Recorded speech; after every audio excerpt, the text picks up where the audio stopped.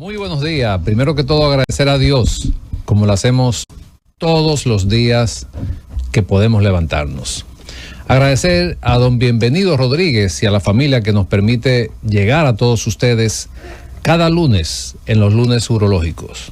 También pueden vernos en Canal 110 de Claro y 90 de Altiz. El tipo urológico de la semana. Si usted está en diálisis o se está dializando, lógicamente porque los riñones no funcionan, ¿cuál es la opción que usted tiene para no seguirse dializando? Pues un trasplante renal, que puede ser de donante vivo o de donante cadavérico. Ante la duda, visite un urólogo trasplantólogo o un cirujano trasplantólogo. Y bueno, vamos a dar bienvenida a la bienvenida a nuestra querida amiga, la invitada del día de hoy, que nos va a estar tratando de un súper tema que está relacionado con su tip y el comentario que usted hizo. Tenemos nada más y nada menos que a la doctora Carolina de la Cruz. Ella es nefróloga, especialista en trasplante renal. Y repito, estaremos hablando de los beneficios de un trasplante renal. Muy buenos días, mi querida amiga, doctora de la Cruz. Muy buenos días. Muchas gracias de verdad por la invitación. Siempre es un placer estar aquí hablando sobre lo que nos apasiona, que es el trasplante renal.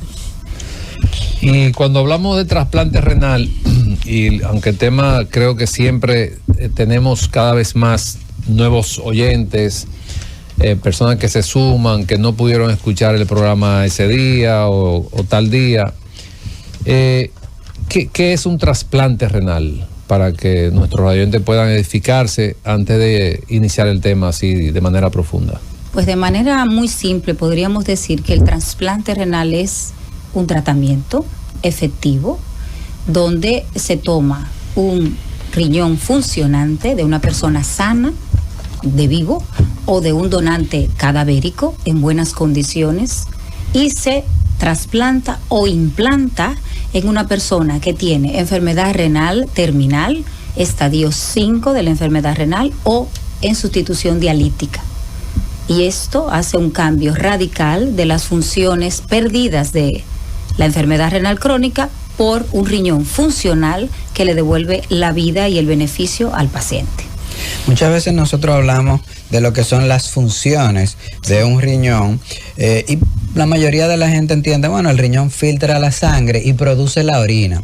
Y lo que más se comenta es que a través de esta orina, pues entonces el riñón elimina tóxicos. Pero aparte de esto, el riñón tiene muchísimas otras funciones que quizá de manera rápida pudiéramos nosotros mencionar las más importantes. Pues el riñón, en cuanto a su funcionalidad, tiene 12 funciones importantes. Controla y produce la eritroproyectina, que tiene un efecto importante para evitar la anemia. Regula varios electrolitos, sodio, potasio, regula los ácidos y regula los álcalis, o sea, mantiene lo que es el equilibrio ácido-base.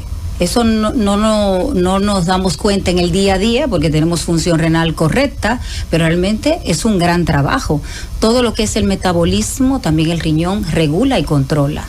Y produce a través de la orina todos los desechos finales del metabolismo, que son la urea y la creatinina. Esto tampoco lo vemos porque sale a través de la orina. Regula la tensión arterial, es un controlador de la tensión arterial. Regula el volumen de agua, o sea, toda la cantidad de agua que tomamos en el día. Los riñones utilizan la necesaria y la otra la excretan a través de la orina. Tiene un efecto importante sobre el metabolismo calcio, mineral, fósforo, hueso. O sea que tiene muchas funciones.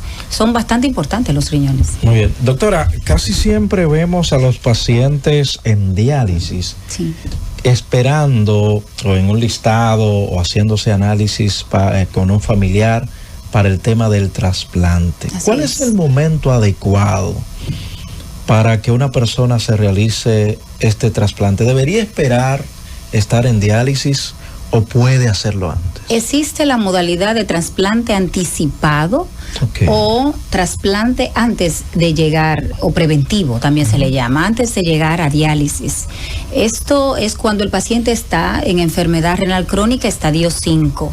Son tan nobles los riñones que una persona con enfermedad renal puede estar afectado en un 85% de la funcionabilidad y con un 15% andar en la calle como si nada. Wow. Entonces, realmente, cuando tenemos una disminución del filtrado glomerular, que es el estadio 5, prediálisis, podemos hacer un trasplante anticipado y la persona tendrá mejor evolución del trasplante, mejor calidad de vida, porque no va a tener que pasar por el proceso dialítico.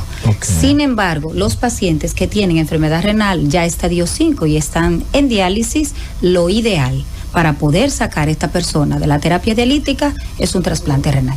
Muy bien. Doctora, usted dijo algo muy interesante y no sé si entendí mal. O sea, una persona puede estar en fallo renal y estar orinando, no saberlo, y andar en la calle o estar trabajando, estando en fallo renal. Así es. Por eso, parte de la pandemia que hay silente es la enfermedad renal crónica. Yo tomé un mensaje parecido para hacer, vamos a decir, la promoción de este programa de hoy. Sí. Y usted me dirá si estoy en lo correcto o no. Yo hablé así y dije que para que una falla renal, una insuficiencia renal pueda empezar a dar síntomas, necesitamos que esos riñones tengan un daño por encima de un 80 o un 85%. Así es. Y que generalmente la sintomatología no es dejar de orinar, son otros síntomas que producen un fallo renal. ¿Cuáles serían esos síntomas que puede producir un fallo renal? El paciente puede estar cansado, tener debilidad, sobre todo porque hay alteración de la hemoglobina, producto de que se deja de producir la eritroproyectina, que es lo que controla y mantiene los niveles adecuados de hemoglobina. O sea, no está este estímulo, viene la anemia. Puede haber alteración del volumen de agua en el cuerpo y se evidencia como retención de líquido o edema o hinchazón en las piernas o hinchazón en la zona de la cara, específicamente alrededor de los ojos.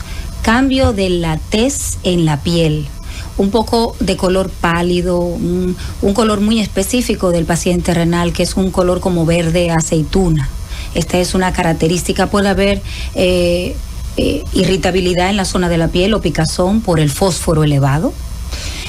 Puede haber irritabilidad en el estado cognitivo porque cuando los niveles de urea están muy elevados, el paciente puede tener irritabilidad, sentirse cansado, alteración en el patrón del alimento, no tener apetito, inapetencia, un sabor a metal en la boca, y son síntomas específicos, muy característicos de la enfermedad renal que dan cuando, bien lo ha dicho el doctor Mateo, cuando se ha perdido más del 85% de la funcionabilidad. O sea, que ese paciente que anda probablemente alterado con ese estado de ánimo, como decimos, buscando problemas, con estado de ánimo, podría estar en un fallo renal. Pudiera estar hasta en una encefalopatía urémica. Este paciente que nosotros identificamos muchas veces los clínicos, otras veces nos toca identificarlo los quirúrgicos, que entra y tal vez tiene una sintomatología así florida y uno tiene la sospecha, pero otros que presentan la insuficiencia de manera aguda y muchas veces secundaria a algunos procedimientos, deshidratación importante, pérdida importante de sangre, y tienen que entrar a un mecanismo para desintoxicarse, que es la famosa diálisis. Y el paciente le tiene un miedo a la diálisis porque dicen que el que entra en diálisis se muere pronto, o se va a morir pronto. Sin embargo, en programas anteriores nosotros hemos visto cómo aquí muchísimos pacientes viven por muchos años en diálisis, y el que está en diálisis sabe que puede vivir 15 años, 19 años. De esa manera, exacto. Es decir, que si se controlan bien no van a morir tan pronto. Pero estos que están en diálisis, que muchas veces hemos orientado a estos pacientes y llaman, casi siempre llaman, ¿por qué debería un paciente que está en diálisis y se está controlando y prolongando su vida de esta manera, debería preferir y tratar de buscar información acerca del trasplante renal? Porque realmente la mejor opción de tratamiento es volver a poner un riñón sano en una persona que tiene riñones enfermos. Entonces esto sustituye todo este proceso tan dramático que es el paciente con enfermedad renal. Lo vemos, o sea, el paciente que se trasplanta vuelve a tener calidad de vida. El paciente que se trasplanta vuelve a tener una actitud positiva ante la vida. Tiene supervivencia, deseo de vivir, no está dependiente de ir 3 veces a la semana a una terapia dialítica o estar conectado en casa en una terapia dialítica peritoneal todas las noches para poder estar bien, ¿no? Prescinde ya de las diálisis porque ya tiene un riñón que está haciendo todas estas funciones. Entonces realmente se puede volver a incorporar al trabajo. Si es una persona joven y está estudiando, puede terminar su carrera, puede casarse, tener hijos, o sea, va a tener un largo tiempo con una funcionabilidad bien llevada, tomando medicamentos para evitar el rechazo, y el cambio es drástico. Es más económico un trasplante que estar en diálisis. O sea, a largo plazo la diálisis es más costosa para el Estado que hacer un gasto puntual en el momento de la cirugía y la preparación para el trasplante y continuarlo con medicamentos de manera regular. Sale más económico a largo plazo. No, y le cambia la vida, doctora, porque lo más importante de un ser humano, y por eso a medida que la gente avanza va diciendo, bueno, yo no voy para tal sitio porque es el tiempo. Porque el tiempo se nos acaba, o sea, nos queda, nosotros, yo creo que soy el mayor de lo que estamos aquí, y el tiempo que nos queda es mucho menos, independientemente de que estemos sanos, el tiempo que nos queda es menos que el que hemos vivido. Entonces, ¿por qué hago esta comparación? Porque un paciente en diálisis, la mitad de su vida, no, pero no de su vida solamente, sino del entorno, la dedica a una diálisis. Así es. Entonces, en el momento, como dice la doctora, después de un trasplante renal, le cambia la vida a ese paciente, porque lleva una vida totalmente normal, en todo el sentido de la palabra. Entonces, que puede ser de donantes vivos y cadavéricos. Así es. Pero hay algo muy importante también, doctora, porque la gente a veces tiene la idea de que el paciente receptor se le extirpan sus riñones, o sea, se le sacan los riñones. ¿Permanecen los riñones allí o se le sacan realmente? Individualizamos muy bien al paciente en el momento de la preparación. Ajá. Por ejemplo, un paciente que tiene poliquistosis renal, que es una enfermedad hereditaria. Si el tamaño de los riñones es de gran volumen, lo ideal es retirar estos riñones. Ya ahora estamos tan avanzados que en el mismo momento del implante del nuevo riñón, sea de donante vivo o de cadáver, hacemos la extracción de los 2 riñones nativos. Solamente retiramos en otra posibilidad pacientes que tengan alguna alteración congénita de reflujo vesicoureteral como causa de daño renal en la infancia, que tengan grado 3 o 4, para evitar las infecciones en el post-trasplante. Entonces retiramos esos riñones que tienen una estructura alterada y pudieran dar al traste con las infecciones. En pacientes que han tenido algún nódulo o un cáncer en alguno de los riñones nativos, también los retiramos antes del trasplante y verificamos si esto puede dar al traste después del trasplante.